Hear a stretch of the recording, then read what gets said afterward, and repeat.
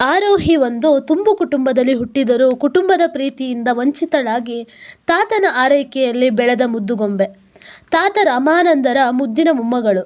ಹಳ್ಳಿಯಲ್ಲಿ ತಾತನ ಆರೈಕೆಯಲ್ಲಿ ಹಳ್ಳಿ ಜನರ ವಾತ್ಸಲ್ಯದ ಜೊತೆ ಬೆಳೆದ ಮುದ್ದು ಕಂದ.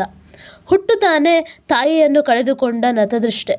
ಆದರೆ ತಾಯಿಯನ್ನು ಕಳೆದುಕೊಂಡ ತಕ್ಷಣ ತಂದೆ ಪ್ರೀತಿಯಿಂದ ಸಹ ವಂಚಿತಳಾದಳು. ಅಪ್ಪ ಭವಾನಿ ಪ್ರಸಾದ್ ದೊಡ್ಡ ಇಂಡಸ್ಟ್ರಿಯಲಿಸ್ಟ್, ಚಿಕ್ಕಪ್ಪ ಕಮಿಷನರ್ ಭುವನ್ ಪ್ರಸಾದ್ ಮತ್ತು ಚಿಕ್ಕಮ್ಮ IAS ಅಧಿಕಾರಿ ನರ್ಮದಾ ಪ್ರಸಾದ್. ಅವರಿಗೆ ಆಕಾಂಕ್ಷ್ ಒಬ್ಬನೇ ಮಗ.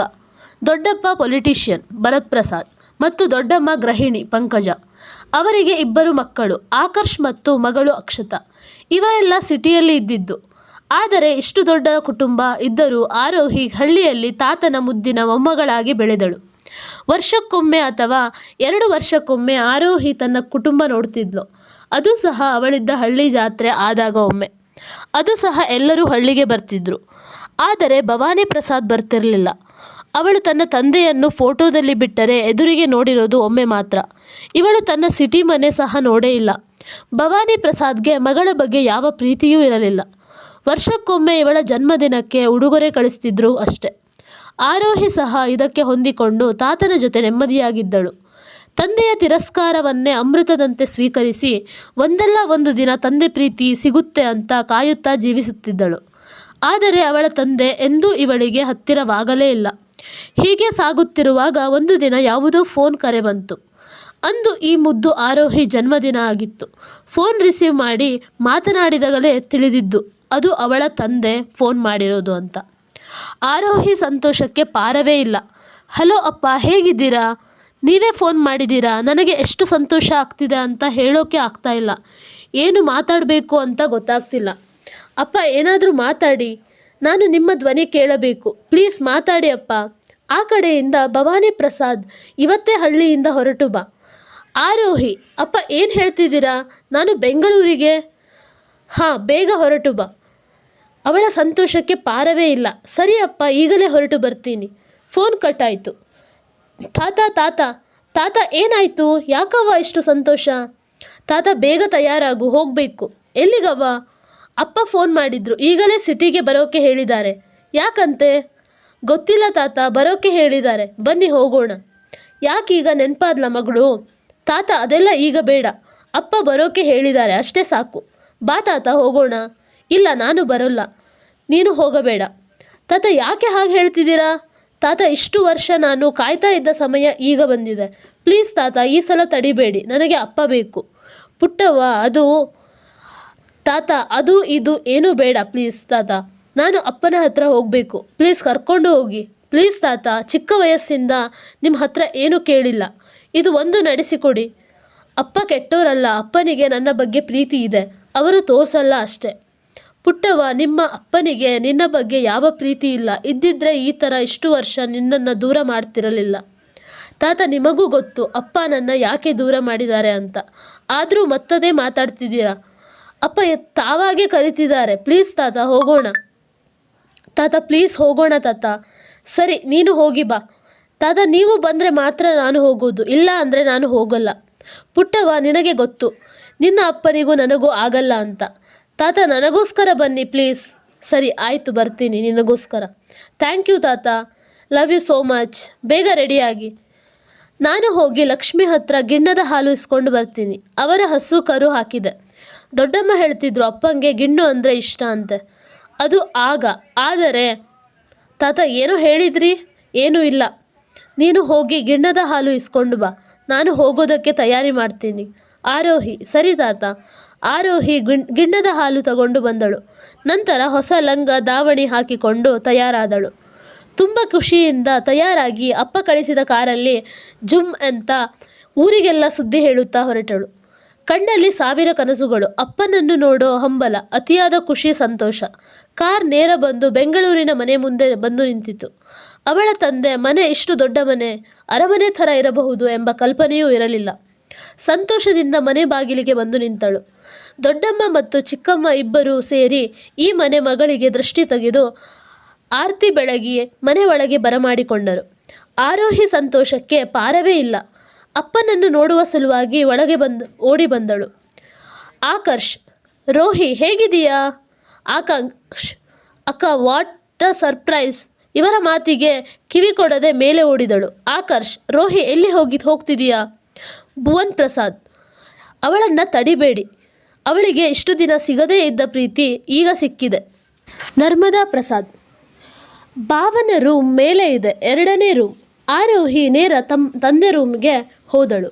ಆರೋಹಿ ಅಪ್ಪ ಎಂದು ಮೆಲುದನಿಯಲ್ಲಿ ಕೇಳಿದಳು. ಭವಾನಿ ಪ್ರಸಾದ್ ಬಾ ಕುತ್ಕೋ. ಆರೋಹಿ ಪರವಾಗಿಲ್ಲ ಅಪ್ಪ, ಬಾ ಕುತ್ಕೋ. ಅಪ್ಪ ನನಗೆ ಎಷ್ಟು ಸಂತೋಷ ಆಗ್ತಿದೆ ಅಂತ ನಿಮಗೆ ಹೇಳೋಕ್ಕಾಗ್ತಿಲ್ಲ. ಈ ದಿನಕ್ಕೋಸ್ಕರ ಕಾಯ್ತಿದ್ದೆ ನಾನು. ಭವಾನಿ ಪ್ರಸಾದ್ ನರ್ಮದಾ ಹಾಂ ಬಾಬಾ, ಇವಳನ್ನು ರೆಡಿ ಮಾಡು. ಏನು ವಿಶೇಷ ಬಾಬಾ? ಭವಾನಿ ಪ್ರಸಾದ್ ರೆಡಿ ಮಾಡು. ಆರೋಹಿ ಸರಿ ಅಪ್ಪ, ರೆಡಿ ಆಗ್ತೀನಿ. ಚಿಕ್ಕಮ್ಮನನ್ನು ರೆಡಿ ಮಾಡಿ. ನರ್ಮದಾ ಅವರು ಆರೋಹಿನ ಕರ್ಕೊಂಡು ಹೋಗಿ ಮದುಮಗಳಂತೆ ತಯಾರು ಮಾಡಿದಳು. ನಂತರ ಅವಳನ್ನು ಕರ್ಕೊಂಡು ಬಂದು ಭವಾನಿ ಪ್ರಸಾದ್ ಅವರ ಮುಂದೆ ನಿಲ್ಲಿಸಿದಳು. ದೊಡ್ಡಮ್ಮ ಪಂಕಜ, ನನ್ನ ದೃಷ್ಟಿನೇ ತಾಗೋ ಹಾಗಿದೆ, ಮುದ್ದಾಗಿ ಕಾಣ್ತಿದೀಯ ಆರೋಹಿ, ನಮ್ಮನ್ನೇ ರಾಜ್ಕುಮಾರಿ ನೀನು ಅಂತ ಹೇಳಿ ದೃಷ್ಟಿ ತೆಗೆದರು.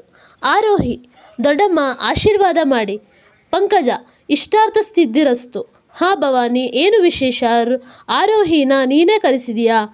ಭವಾನಿ ಪ್ರಸಾದ್ ಅತ್ತಿಗೆ ಇವತ್ತು ಆರೋಹಿ ನಿಶ್ಚಿತಾರ್ಥ. ಆರೋಹಿ ಮನಸ್ಸಲ್ಲಿ ಭೂಕಂಪನವೇ ಎದ್ದಿತ್ತು. ಈ ಸುದ್ದಿ ಅವಳ ಮನಸ್ಸನ್ನು ಅಲ್ಲೋಲ ಕಲ್ಲೋಲ ಮಾಡಿತು.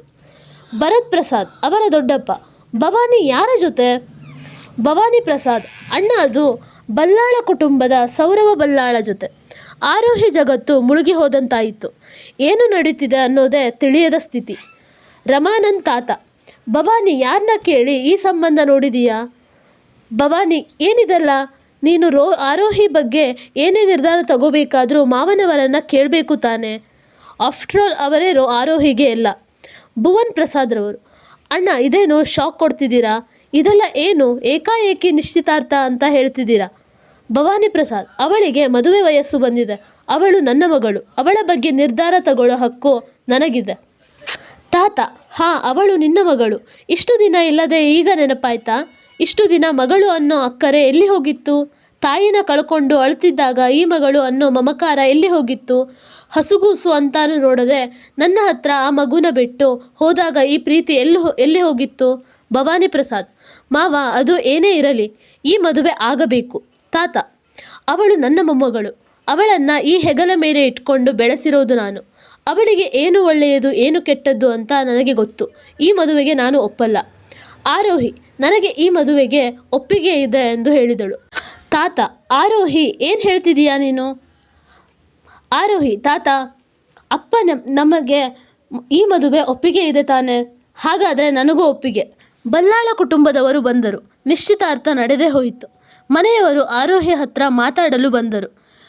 ಚಿಕ್ಕಪ್ಪ, ಚಿಕ್ಕಮ್ಮ, ದೊಡ್ಡಪ್ಪ, ದೊಡ್ಡಮ್ಮ, ಅವರ ಮಕ್ಕಳು ಎಲ್ಲರೂ ಬಂದರು. ಚಿಕ್ಕಪ್ಪ, ಆರೋಹಿ ಇದೆಲ್ಲ ಏನು?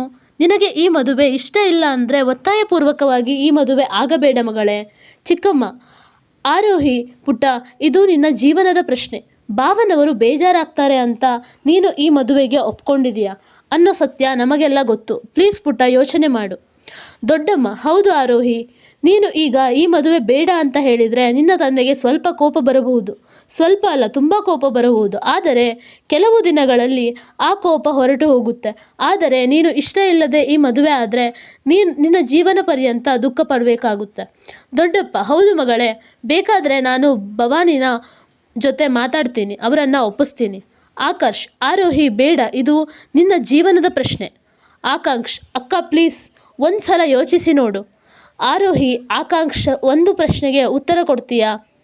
ಆಕರ್ಷ್, ಅಣ್ಣ ನೀನು ಸಹ. ಆಕರ್ಷ್ ಮತ್ತು ಆಕಾಂಕ್ಷ ಅವರು ಹೇಳುತ್ತಾರೆ, ಹಾಂ. ನಿಮ್ಮಿಬ್ಬರಿಗೆ ಮತ್ತು ಅಕ್ಷತಾಗೆ ಚಿಕ್ಕಪ್ಪ ಮತ್ತು ದೊಡ್ಡಪ್ಪ ಇಲ್ಲಿಯವರೆಗೂ ಎಷ್ಟು ಬಾರಿ ಪ್ರೀತಿಯಿಂದ ಮಗ ಮಗಳೇ ಅಂತ ಕರೆದಿದ್ದಾರೆ? ಲೆಕ್ಕ ಇಲ್ಲ, ತುಂಬ ಸಲ ಕರೆದಿದ್ದಾರೆ. ಅಕ್ಷತಾಗಂತೂ ಲೆಕ್ಕವೇ ಇಲ್ಲ. ಅಪ್ಪಂಗೆ ಅವಳ ಮೇಲೆ ಪ್ರೀತಿ ಜಾಸ್ತಿ. ಆದರೆ ನನ್ನ ಅಪ್ಪ ಇದುವರೆಗೂ ಆ ಥರ ಒಮ್ಮೆಯೂ ಕರೆದೇ ಇಲ್ಲ. ಅವಳ ಕಣ್ಣಲ್ಲಿ ದುಃಖ ತುಂಬಿತ್ತು. ಮಾತಲ್ಲಿ ಹೇಳಲಾಗದ ಸಂಕಟ ಇತ್ತು. ತನ್ನ ಕೈಯಲ್ಲಿ ಏನೂ ಇಲ್ಲ ಅನ್ನೋ ನಿರಾಶೆ ಇತ್ತು. ಎಲ್ಲರೂ ಸ್ತಬ್ಧರಾಗಿ ನಿಂತರು. ಜೀವನ ಪೂರ್ತಿ ಅವರ ಬಾಯಲ್ಲಿ ಮಗಳೇ ಅಂತ ಕೇಳಬೇಕು, ಅವರ ಕಣ್ಣಲ್ಲಿ ನನ್ನ ಬಗ್ಗೆ ಪ್ರೀತಿ ನೋಡಬೇಕು ಅಂತ ಕಾದೆ. ಈಗ ಆ ಆಸೆ ನೆರವೇರೋ ಕಾಲ ಬಂದಿದೆ. ಈ ಮೂಲಕ ಆದರೂ ಅಪ್ಪನ ಆಸೆ ನೆರವೇರಿಸಿ ಅವರ ಮನಸ್ಸಲ್ಲಿ ನನಗೆ ಒಂದು ಸಣ್ಣ ಜಾಗ ಸಿಗೋ ಹಾಗೆ ಮಾಡ್ಕೋತೀನಿ. ದೊಡ್ಡಪ್ಪ ಚಿಕ್ಕಪ್ಪ ನಿಮ್ಮ ಬಾಯಲ್ಲಿ ಮಗಳೇ ಅಂತ ಕೇಳಿದಾಗ ಆನಂದ ಆಗುತ್ತೆ ನನಗೆ. ಆದರೆ ಅಪ್ಪನ ಬಾಯಲ್ಲಿ ಆ ಪದ ಕೇಳಬೇಕು. ಅದಕ್ಕೋಸ್ಕರ ನನ್ನ ಜೀವ ಬೇಕಾದರೂ ಕೊಡ್ತೀನಿ. ಈ ಮದುವೆ ಯಾವ ಲೆಕ್ಕ? ಎಲ್ಲರೂ ಈ ಮಾತಿಗೆ ಮರುತ್ತರಿಸದೆ ಸ್ತಬ್ಧರಾಗಿ ನಿಂತರು. ದೊಡ್ಡಮ್ಮ ಪಂಕಜ, ಇಷ್ಟು ದಿನ ಅದೆಷ್ಟು ದುಃಖ ಅನುಭವಿಸಿದೀಯಾ? ಸರಿ, ನಿನ್ನ ಇಷ್ಟದಂತೆ ಆಗಲಿ. ಆದಷ್ಟು ಬೇಗ ಭವಾನಿ ಮನಸ್ಸಲ್ಲಿ ಈ ನಮ್ಮ ಮುದ್ದು ರಾಜಕುಮಾರಿ ಬಗ್ಗೆ ಪ್ರೀತಿ ಮೂಡಲಿ. ಅವನ ತಪ್ಪು ಅವನಿಗೆ ಅರಿವಾಗಲಿ. ಸ್ವಲ್ಪ ದಿನದಲ್ಲಿ ನಿರ್ವಿಘ್ನವಾಗಿ ಮದುವೆ ಆಯಿತು. ಹುಡುಗ ಸ್ಫುರದ್ರೂಪಿ ಸುಂದರ, ಎಂಥವರಾದರೂ ಮನವ ಸೋಲುವಂಥ ಸೌಂದರ್ಯ. ಆರೋಹಿ ಗಂಡನ ಮನೆಗೆ ಹೊರಡುವ ಸಮಯ ತಂದೆ ಹತ್ತಿರ ಹೋದಳು. ಆರೋಹಿ, ಅಪ್ಪ ಬಾ ಮಗಳೇ. ಆರೋಹಿ ಮುಖದಲ್ಲಿ ಎಲ್ಲಿಲ್ಲದ ಸಂತೋಷ. ಇದೇ ಮೊದಲು ಅವಳ ತಂದೆ ಮಗಳೇ ಅಂತ ಕರೆದಿದ್ದು. ಇಷ್ಟು ದಿನ ಯಾವ ಪ್ರೀತಿ ತನ್ನ ತಂದೆ ಕಣ್ಣಲ್ಲಿ ನೋಡಬೇಕು ಅಂತ ಕಾದಿದ್ದಳೋ ಆ ಪ್ರೀತಿ ಅವರ ಕಣ್ಣಲ್ಲಿ ಎದ್ದು ಕಾಣುತ್ತಿತ್ತು. ಅವಳು ಕೇಳಬೇಕು ಅಂತ ಬಯಸಿದ್ದ ಪದ ಕೇಳಿತು. ಯಾವ ಪದ ಕೇಳಲು ಅವಳು ಈ ಇಷ್ಟವಿಲ್ಲದ ಮದುವೆ ಆದಳೋ ಕೊನೆಗೂ ಆ ಪದ ಅವಳ ಕಿವಿ ತಲುಪಿತು. ತಂದೆ ಕಣ್ಣಲ್ಲಿ ಪ್ರೀತಿ ಸಹ ಕಂಡಿತು. ಭವಾನಿ ಪ್ರಸಾದ್ ಮಗಳನ್ನು ಪ್ರೀತಿಯಿಂದ ಅಪ್ಪಿಕೊಂಡ. ಇದೇ ಪ್ರೀತಿನ ಅವಳು ಇಷ್ಟು ದಿನ ಬಯಸಿದ್ದು. ಅಪ್ಪ, ಏನು ಮಾತಾಡಬೇಡ ಮಗಳೇ, ಇವತ್ತು ನಾನು ಮಾತಾಡ್ತೀನಿ, ಕ್ಷಮಿಸಿ ಬಿಡು ಮಗಳೇ ನನ್ನ. ಅಪ್ಪ, ಯಾಕೆ ಹೀಗೆ ಮಾತಾಡ್ತಿದ್ದೀರಾ? ಪ್ಲೀಸ್ ಅಪ್ಪ, ನೀವೇನು ತಪ್ಪು ಮಾಡಿಲ್ಲ. ಇಲ್ಲ ಮಗಳೇ, ನಾನು ತಪ್ಪು ಮಾಡಿದ್ದೀನಿ. ನಿನ್ನ ಇಷ್ಟು ದಿನ ಈ ಮನೆಯವರ ಪ್ರೀತಿಯಿಂದ ದೂರ ಇಟ್ಟಿದ್ದೆ, ಕ್ಷಮಿಸಿ ಬಿಡು ಮಗಳೇ. ಅಪ್ಪ ಪ್ಲೀಸ್, ನೀವೇನು ತಪ್ಪು ಮಾಡಿಲ್ಲ. ಅಮ್ಮ ಸಾಯೋಕೆ ನಾನೇ ಕಾರಣ. ಅದಕ್ಕೆ ನೀವು ನನ್ನ ಮುಖ ನೋಡಿದರೆ ಅಮ್ಮನ ನೆನಪಾಗುತ್ತೆ ಅಂತ ನನ್ನ ದೂರ ಮಾಡಿದ್ರಿ. ಪರವಾಗಿಲ್ಲ ಅಪ್ಪ. ಏನು ಮಾತಾಡ್ತಿದ್ದೀಯಾ? ನಿನ್ನ ಅಮ್ಮ ನಮ್ಮಿಂದ ದೂರ ಆಗೋಕ್ಕೆ ನೀನು ಕಾರಣ ಅಲ್ಲ ಮಗಳೇ. ಅವಳು ನಮ್ಮಿಂದ ದೂರ ಆಗೋದು ಮೊದಲೇ ನಿರ್ಧಾರ ಆಗಿತ್ತು ಅಂತ ಕಾಣುತ್ತೆ. ಅದಕ್ಕೆ ದೇವರು ಅವಳ ಜಾಗಕ್ಕೆ ನಿನ್ನನ್ನು ನಮಗೆ ಕೊಟ್ಟ. ಈ ಥರ ಯಾವತ್ತೂ ಯೋಚನೆ ಮಾಡಬೇಡ. ಗಾಯತ್ರಿ ಸಾಯೋಕೆ ನೀನು ಕಾರಣ ಅಂತ. ನಾನು ನಿನ್ನ ದೂರ ಇಟ್ಟಿದ್ದು ನಿನ್ನ ಮೇಲಿನ ದ್ವೇಷದಿಂದ ಅಲ್ಲ. ನೀನು ಸಹ ನನ್ನಿಂದ ದೂರ ಆಗಬಾರದು ಅಂತ ನಾನು ನಿನ್ನಿಂದ ದೂರ ಆಗಿಬಿಟ್ಟಿದ್ದು. ಅಪ್ಪ, ಏನು ಹೇಳ್ತಿದ್ದೀರಾ? ನನಗೆ ಅರ್ಥ ಆಗ್ತಿಲ್ಲ. ಹಾಂ ಆರೋಹಿ, ನನ್ನ ಜೀವನದಲ್ಲಿ ಯಾರನ್ನ ಹಚ್ಕೊಂಡ್ರೂ ಅವರು ನನ್ನಿಂದ ದೂರ ಆಗೋಗ್ತಾರೆ. ನನಗೆ ನಿಮ್ಮ ಅಜ್ಜಿ ಅಂದರೆ, ನನ್ನ ಅಮ್ಮ ಅಂದರೆ ಪ್ರಾಣ. ಆದರೆ ಅವಳ ಜೊತೆ ಇನ್ನೂ ಹೆಚ್ಚು ಕಾಲ ಕಳೆದೇ ಇರಲಿಲ್ಲ. ಅಷ್ಟರಲ್ಲಿ ದೇವರು ನನ್ನಿಂದ ಅವರನ್ನು ದೂರ ಮಾಡಿದ. ಆಮೇಲೆ ನಿನ್ನ ಅಮ್ಮ ನನ್ನ ಜೀವನಕ್ಕೆ ಬಂದಳು. ಆದರೆ ಅವಳು ಸಹ 2 ವರ್ಷ ಅಷ್ಟೇ ನನ್ನ ಜೊತೆ ಇದ್ದಿದ್ದು. ನನ್ನ ಕೈಗೆ ಕೊಟ್ಟು ಹೊರಟು ಹೋದಳು. ನೀನು ಸಹ ಎಲ್ಲಿ ಅವರ ಥರ ನನ್ನಿಂದ ದೂರ ಆಗಿಬಿಡ್ತೀಯೋ ಅನ್ನೋ ಕಾರಣದಿಂದ ನನ್ನಿಂದ ದೂರ ಮಾಡಿಕೊಂಡೆ. ನೀನು ಅಂದರೆ ನನಗೆ ಪ್ರಾಣ ಮಗಳೇ. ಅಪ್ಪ ಅಂತ ಹೋಗಿ ಅವರನ್ನು ಅಪ್ಪಿಕೊಂಡಳು ಆರೋಹಿ. ಪುಟ, ನೀನು ನನ್ನ ಪ್ರಾಣ, ಇದು ನೆನಪಿರಲಿ. ನಿನ್ನ ಇಷ್ಟು ದಿನ ದೂರ ಮಾಡಿದ್ದಕ್ಕೆ ಕ್ಷಮಿಸಿಬಿಡು ಮಗಳೇ. ಅಪ್ಪ ಪ್ಲೀಸ್, ಈ ಥರ ಹೇಳಬೇಡಿ. ಸಮಯ ಆಯಿತು, ಹೊರಡು ಮಗಳೇ. ಇಲ್ಲ, ನಾನು ಹೋಗಲ್ಲ ಆರೋಹಿ. ಈಗ ನೀನು ಆ ಮನೆ ಸೊತ್ತು, ಹೋಗಲೇಬೇಕು. ಅಪ್ಪ, ನನ್ನ ಜೊತೆ ಇರಬೇಕು ಅಂತ ಅಲ್ವಾ? ಈಗ ಹೋಗು, ನನ್ನ ನೆನಪಾದಾಗ ಬಾ. ಸೌರವ್ ತುಂಬ ಒಳ್ಳೆ ಹುಡುಗ. ಅವನು ನಿನ್ನ ಚೆನ್ನಾಗಿ ನೋಡ್ಕೋತಾನೆ. ನನ್ನ ನೆನಪು ಸಹ ಬರಲ್ಲ ನಿನಗೆ. ಅಷ್ಟೇ ಅಲ್ಲ, ಆ ಮನೆಯವರು ಸಹ ತುಂಬ ಒಳ್ಳೆಯವರು. ಹೊರಡು ಮಗಳೇ. ಅಪ್ಪ, ಐ ಲವ್ ಯು ಅಪ್ಪ. ನೀವು ಪ್ರಪಂಚದಲ್ಲಿ ಬೆಸ್ಟ್ ಅಪ್ಪ. ಇಲ್ಲ ಮಗಳೇ, ನಾನು ಪ್ರಪಂಚದಲ್ಲಿ ವರ್ಸ್ಟ್ ಅಪ್ಪ. ನಿನ್ನಂಥ ಅಪ್ಪ ಯಾರಿಗೂ ಬೇಡ. ಇಲ್ಲ ಅಪ್ಪ, ನೀವು ಬೆಸ್ಟ್. ಹೆಂಡತಿ ಸತ್ತೋದ್ಲು ಅಂತ ವಾರದಲ್ಲೇ ಬೇರೆಯವರನ್ನು ಮದುವೆ ಆಗೋ ಈ ಕಾಲದಲ್ಲಿ ನೀವು ಅಮ್ಮನ ನೆನಪಲ್ಲೇ ಈಗಲೂ ಇದ್ದೀರಾ. ಅಷ್ಟೇ ಅಲ್ಲದೆ ನನ್ನ ಮೇಲೆ ಬೆಟ್ಟದಷ್ಟು ಪ್ರೀತಿ ಇಟ್ಟಿದ್ದೀರಾ. ನೀವು ಬೆಸ್ಟ್ ಅಪ್ಪ. ಇಲ್ಲ ಮಗಳೇ, ನೀನು ಪ್ರಪಂಚದ ಬೆಸ್ಟ್ ಮಗಳು. ನಾನು ಹೇಳಿದೆ ಅನ್ನೋ ಒಂದು ಕಾರಣಕ್ಕೆ ಹಿಂದೆ ಮುಂದೆ ಯೋಚನೆ ಮಾಡದೆ ಈ ಮದುವೆಗೆ ಒಪ್ಪಿದೆ. ನೀನು ಬೆಸ್ಟ್ ಮಗಳು. ಈಗಿನ ಕಾಲದಲ್ಲಿ ಪ್ರೀತಿಯಿಂದ ಕಣ್ಣಲ್ಲಿ ಕಣ್ಣಿಟ್ಟು ಬೆಳೆಸಿದ ಮಕ್ಕಳು ಸಹ ತಂದೆ ತಾಯಿ ಮಾತು ಕೇಳದೆ ಪ್ರೀತಿ ಪ್ರೇಮ ಅಂತ ಹೆತ್ತವರ ವಿರುದ್ಧ ನಿಲ್ತಾರೆ. ಅಂಥದ್ರಲ್ಲಿ ಒಂದು ಸಲಾನು ಮಗಳು ಅಂತ ಪ್ರೀತಿ ತೋರಿಸಿಲ್ಲ. ಆದರೂ ಈ ಮದುವೆಗೆ ಒಪ್ಪಿಕೊಂಡೆ. ನೀನು ಕಂದ ಬೆಸ್ಟ್ ಮಗಳು. ಆದರೆ ಒಂದು ಮಗಳೇ, ನಿನಗೆ ಈ ಮದುವೆ ಮಾಡಿಕೊಡು.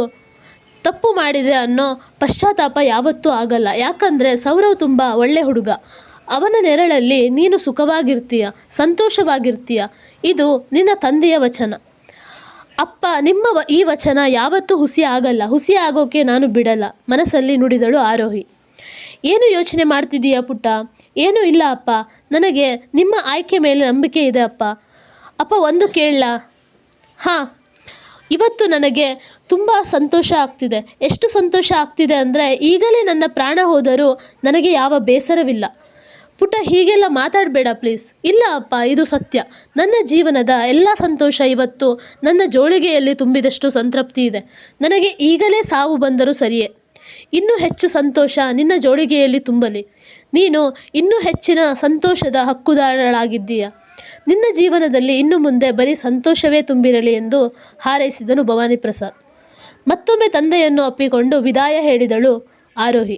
ನಂತರ ಆರೋಹಿ ಮಡಿಲಕ್ಕಿ ಹಾಕಿಸಿಕೊಂಡು ಮನೆಯವರಿಗೆ ತವರಿಗೆ ವಿದಾಯ ಹೇಳಿದಳು. ತನ್ನ ತವರು ಸದಾ ಹಸಿರಾಗಿರಲಿ ಎಂದು ಹಾರೈಸಿ ತಂದೆ ಪ್ರೀತಿ ಪಡೆದ ಸಂತೋಷ ಹೊತ್ತು ಹೊರಟಳು. ಬಲ್ಲಾಳ ಕುಟುಂಬದಲ್ಲಿ ವಿಜೃಂಭಣೆಯಿಂದ ಇವಳ ಸ್ವಾಗತವಾಯಿತು. ಮುಂದೇನಾಯಿತು? ಆರೋಹಿ ಜೀವನದಲ್ಲಿ ಇನ್ನೂ ಬರೀ ಸಂತೋಷವೇನಾ? ಆರೋಹಿ ಕಳೆದುಕೊಂಡ ಖುಷಿ ಬಲ್ಲಾಳ ಕುಟುಂಬದಲ್ಲಿ ಸಿಗುತ್ತಾ? ಭವಾನಿ ಪ್ರಸಾದ್ ಹೇಳಿದಂತೆ ಸೌರವ್ ನಿಜಕ್ಕೂ ಒಳ್ಳೆಯವನ? ಸೌರವ್ನಿಂದ ಇವಾಗಲಾದರೂ ಆರೋಹಿ ಜೀವನದಲ್ಲಿ ಖುಷಿ ಬರುತ್ತಾ? ಈ ಕಥೆಯ ಮುಂದಿನ ತಿರುವು ಏನು?